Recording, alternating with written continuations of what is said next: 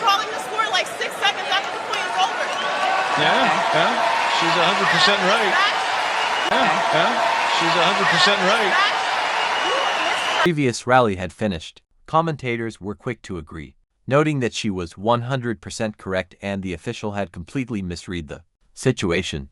A Women's Tennis Association referee actually tried to pin the blame on Coco Gauff for playing at a rapid pace during her first-round clash at the 2023 US Open. Meanwhile, her opponent, Laura Siegemund, was repeatedly allowing the shot clock to tick all the way down to zero with virtually no consequences. Coco approached the chair umpire, demanding an explanation for the double standard, igniting what would become one of the most heated and debated officiating controversies in modern tennis history. The apparent bias from the chair was so glaring that the spectators immediately turned on the official before the reality of the situation truly sank in. Was this a case of corruption, sheer incompetence, or It's not like we're having 30-ball rallies. It's 2 balls.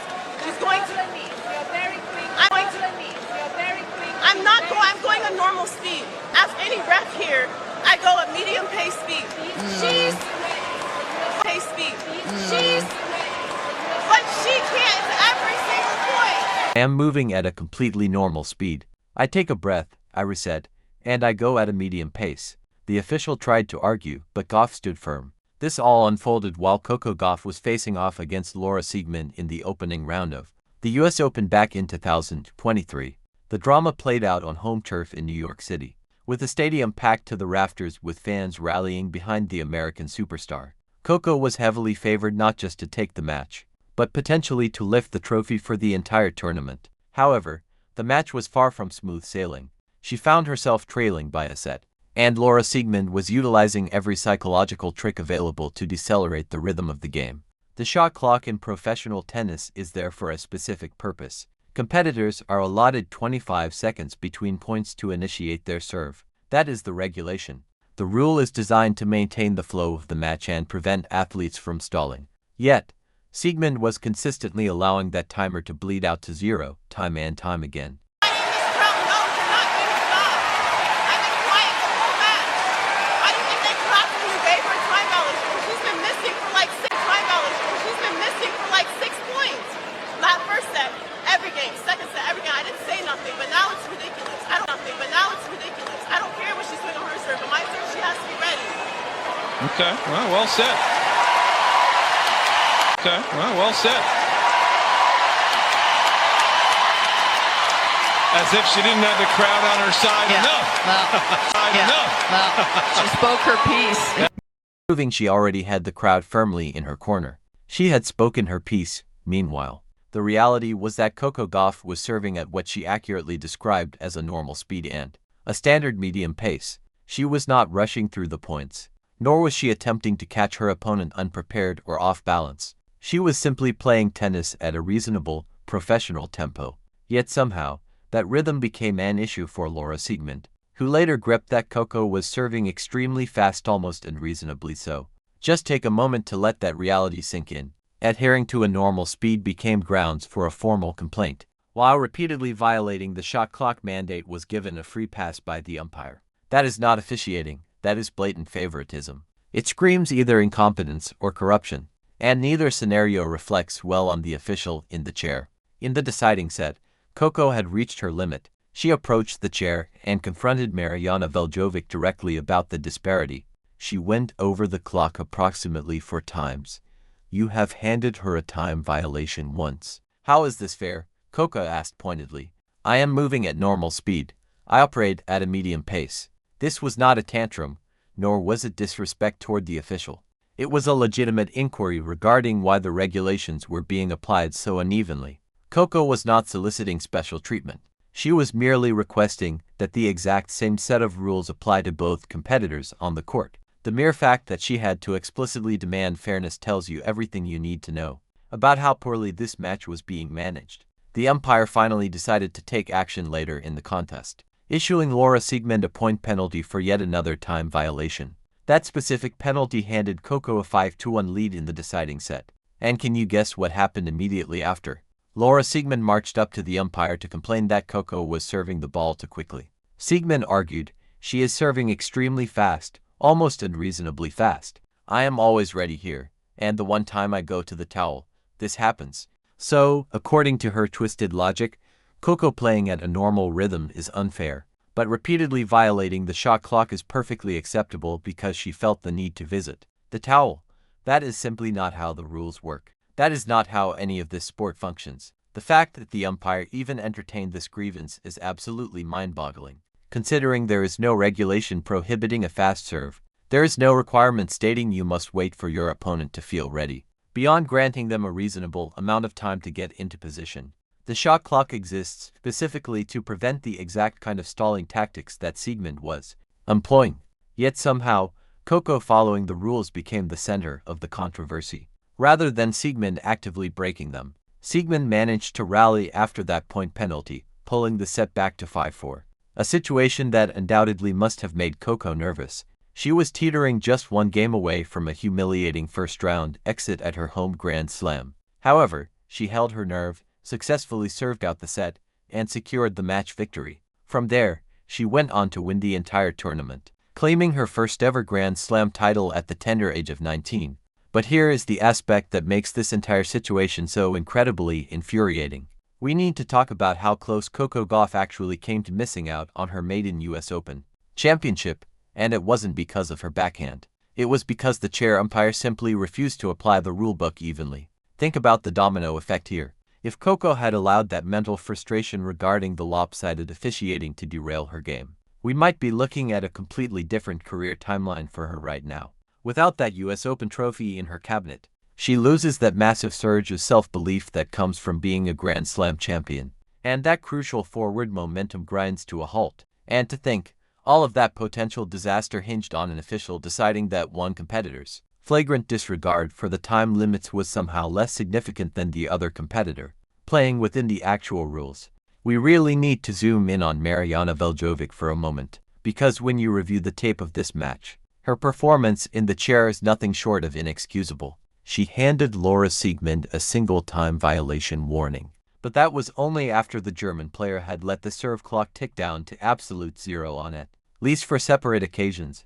Mathematically, you are looking at a 25% enforcement rate on a rule that is purely objective. The shot clock either expires or it does not, leaving zero room for subjective interpretation. It is not a secret, the countdown is plastered right there on the massive stadium screens for every single person in the arena to witness as the set opens. Even when there was chatter back and forth regarding the regulations and sitting during changeovers, it was clear that Siegmund was trying to plead her case. However, Djokovic dragged her feet and waited until Coco literally walked up to the chair to confront her before she bothered to take any significant action, and even then, she looked incredibly hesitant to do her job. By the time the point penalty was finally assessed, it was massively overdue considering the sheer volume of infractions that had already taken place. Up to that moment, at that stage, you cannot call it mere incompetence. That is an active choice to ignore the regulations until the pressure from the player and the crowd leaves you no other option. Speaking of the atmosphere, the New York crowd was firmly in Coco's corner throughout the contest, and they were not shy about booing Siegmund's obvious stalling strategies. The fans were vocal in backing Coco's grievances toward the umpire because they could clearly see what was transpiring, even if the official sitting in the high chair refused to admit it. In all honesty, that intense support from the stands likely played a pivotal factor in forcing the umpire to finally act. After all, appearing openly biased in front of a hostile stadium of thousands is a terrible look for any official attempting to maintain a shred of authority. Now, we have to pivot and discuss Laura Siegmund's conduct, because she certainly does not emerge from this situation. In her post-match interview, she actually had the nerve to complain about the crowd's treatment of her, claiming they showed zero respect and treated her as if she were a cheater or a villain. You all the kids that watch, and I'm just a bit, at the end of the day, I go home, look at myself, and I can say, I did a great job. But did I get anything from the people for that? Even less than a zero because they treated me bad. Like, they treated me like I was a cheater, trying, sneaky ways to win this match or something. They treated me like I was a bad person. But there are people who are throwing rackets. There are people who are throwing rackets, who are screaming, who are making bad gestures toward the audience. I did not one moment in the whole match, and there was a lot of tension going on. Not one moment I did anything, just slow. And that's something in the rule. I get my time violation, that's fine. Yeah. She acknowledged that being slow is in the rules and that she received her time violation. Accordingly, while she might think that is fine, the reality is that she absolutely engaged in behaviors that warranted the hostility she received from the spectators. It was not just about being slow. She repeatedly violated the shot clock and utilized every stalling tactic in the book to deliberately disrupt Coco's rhythm. She even complained about her opponent playing at a standard, reasonable pace, acting as if following the normal flow of the game was somehow unfair to her. Those are not the actions of a competitor playing fair and square. Those are the calculated moves of someone using gamesmanship to seek an unearned advantage. To then turn around after the match and play the victim regarding the crowd's negative reaction is, frankly, a bit rich. The audience responded to her exactly how she deserved based on her performance. If you do not want to be perceived as a rule breaker, then stop repeatedly breaking the rules. If you do not want to hear boos raining down, do not engage in blatant time wasting that everyone in the stadium can clearly see with their own eyes. Siegmund defended herself by saying she never threw a racket or screamed at the fans. That is great, but that is also the bare minimum of professional behavior and does not give you a free pass to ignore the regulations for an entire match. The crowd was not upset about her general demeanor. They were agitated by her cynical tactics, and they were completely right to feel that way. Coco admitted following the victory that she generally dislikes confrontation and prefers to avoid conflict whenever possible. She wasn't even sure if she should speak up until the violations happened multiple times, which demonstrates remarkable restraint on her part. To be honest, most other players would have exploded in anger much earlier. But Coco kept her composure, stated her case clearly to the chair, and let the cold hard facts do the talking. The simple fact that she was proven correct once the umpire finally began enforcing the code validates that she was 100% justified in advocating for herself. Unfortunately, this is not the only instance where Coco has faced significant issues with questionable officiating.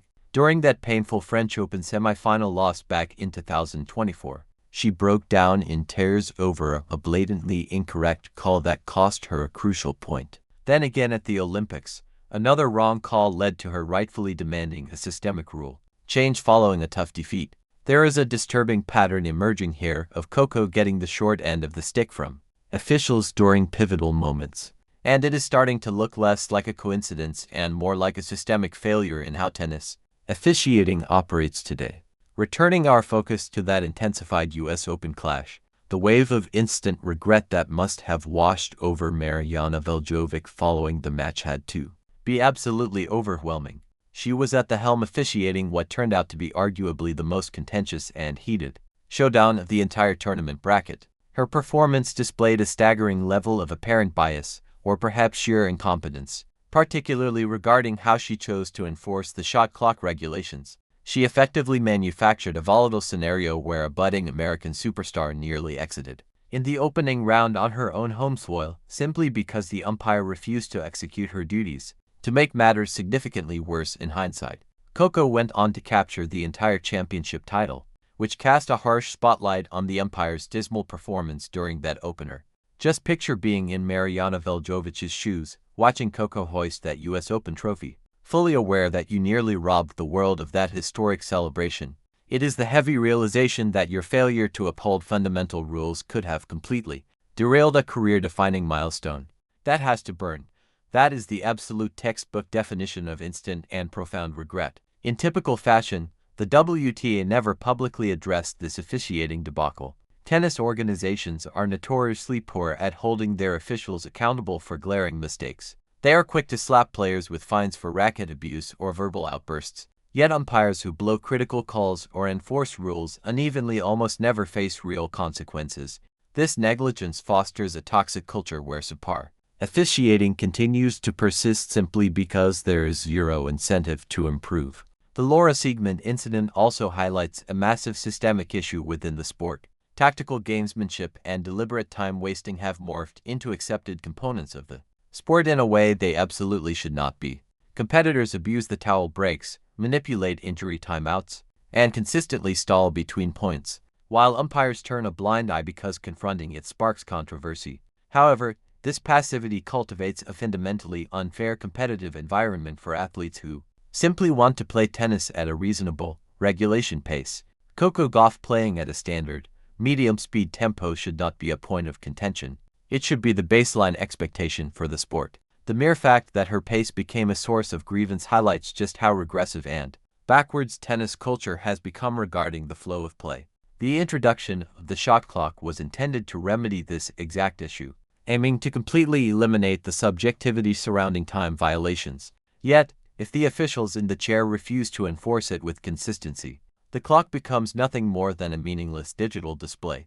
The crowd's visceral reaction during this match was fascinating because it proved that the fans possess a clear grasp of fairness even when the appointed officials do not. They weren't blind to what was unfolding. They could clearly see Sigmund stalling. They could see the umpire choosing to ignore it, and they made sure their feelings were heard. That intense pressure from the crowd likely saved Coco's tournament because it finally coerced the umpire into taking action. Nevertheless, professional players should never have to rely on audience support to ensure they receive fair and impartial officiating. The rules must be enforced with absolute consistency regardless of which athlete is playing or where the match is taking place. That is the basic expectation for any major professional sport. Tennis frequently falls short here, and the first round of the 2023 US Open serves as a prime example of that failure. The reality that Coco won the tournament despite this officiating disaster is a monumental testament to her psychological resilience and mental toughness. The vast majority of 19-year-olds would have completely crumbled under the weight of that initial round controversy. The combination of facing a set deficit, battling against the umpire, and dealing with an opponent utilizing every stalling tactic available would break most players. Instead, Coco recomposed herself, secured victory in that match, and proceeded to win 6 consecutive rounds to claim the title. That triumph at the US Open solidified Coco as a legitimate, bona fide star. It proved her success was far from a fluke. It was a title earned through 7 rounds of high-quality tennis under enormous pressure. Yet it very nearly didn't happen because an umpire failed to enforce basic rules. That reality should deeply bother anyone who genuinely cares about the integrity of fair competition. Aryna Sabalenka likely doesn't lose much sleep over this match, as most officials don't dwell on their errors since they must pivot to the next tournament. However, she absolutely should reflect on it. She should consider how narrowly she came to destroying one of the most compelling narratives in recent tennis history. She needs to really think about why she hesitated for so long to enforce a rule that is objective and clear-cut. Furthermore, she should contemplate how her officiating appeared to the millions of viewers tuning in from around the globe. That sense of regret should be permanent, not merely for this specific match, but as a stark reminder that officiating carries weight, and that giving players equal treatment matters. Aryna Sabalenka failed on every single one of those fronts during Coco Gauff's first-round match at the 2023 US Open, and the fact that Coco won anyway does not excuse that failure. An umpire allowed Laura Siegemund to blatantly violate the shot clock for separate times while simultaneously punishing Coco Gauff for playing at a normal speed, creating one of the most biased officiating performances in recent tennis memory. Coco was forced to literally approach the chair and demand fair treatment before the umpire finally started doing her job. The instant regret surely hit hard when Coco won the whole tournament, proving the umpire almost dismantled an iconic moment. Be sure to smash that like button and subscribe for more in-depth breakdowns of officiating disasters that almost changed sports history.